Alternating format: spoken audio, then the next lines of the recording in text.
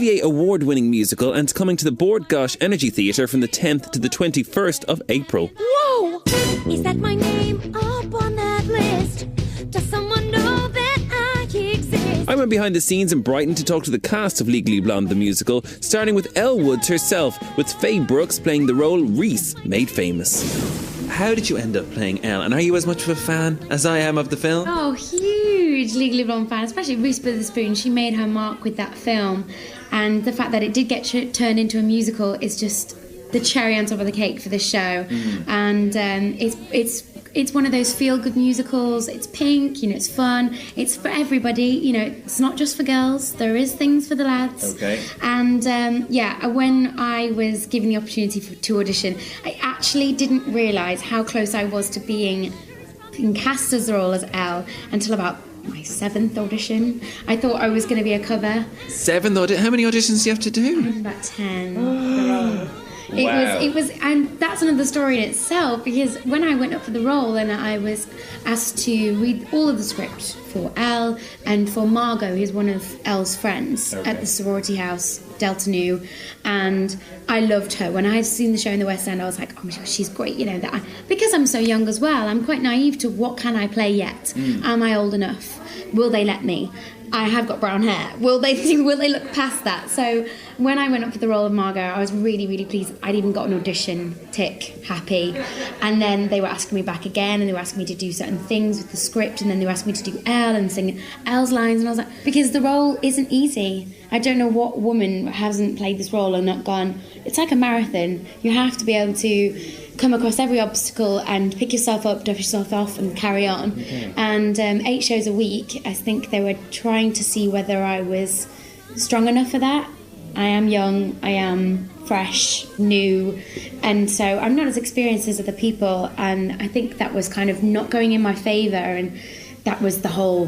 Well, that makes it an amazing achievement for you to get it in the end. I mean, am I allowed to ask how old you are? As you mentioned? I'm 24. That is amazingly young to get the lead. Because you don't seem like a kind of ditzy blonde, kind of like the Elle character. So obviously you're a very good actress. Is there anything you identify with that Elle on? Everything, yeah. I'm just as girly as her. I have changed my outfit like 4 times a day, and get my nails done, go out with the girls. I'm all for that. If I didn't say that, my parents would be like, she's lying, she is a girly girl.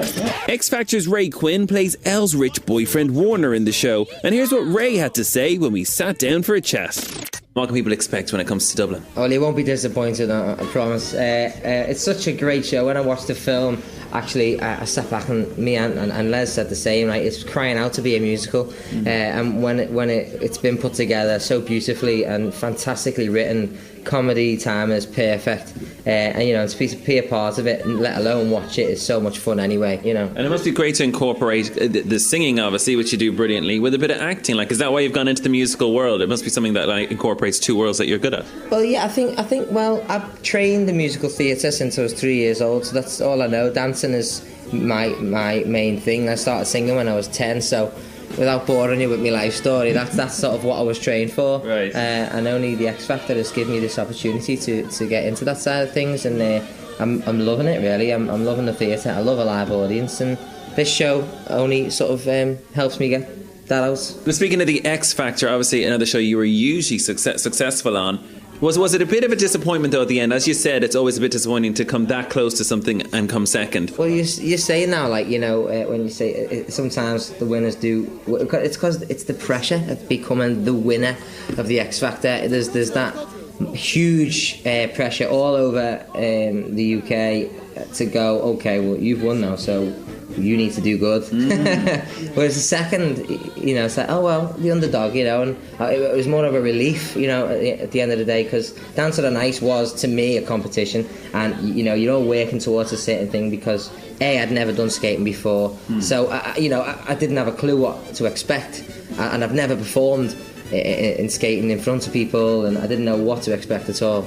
But whereas X Factor, I sort of knew what to expect in my head, as in the songs I was going to sing, I've sang them before. And how do you think the show has evolved then? Because over the last couple of years especially, there's a lot more booing goes on. It seems to be more about the judges nearly, because the rounded lineup changes every year.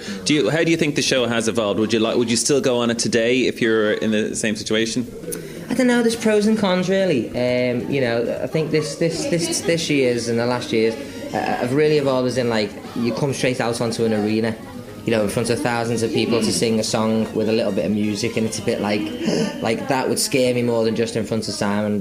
You know what I mean? Because you've only got 3 people to impress, whereas, you know, you can say one thing and they could think you're cocky or arrogant, or anything can just go boo and want you off the stage. So that would scare me more than anything. Legally Blonde is a hilarious night out for anyone who loved the movie, and even those who never saw it. And it runs from the 10th to the 21st of April in the Bord Gáis Energy Theatre. Now stay with us here on FM 104's The Juices. Up next, we're taking a look at this week's cinema releases and hearing from Kate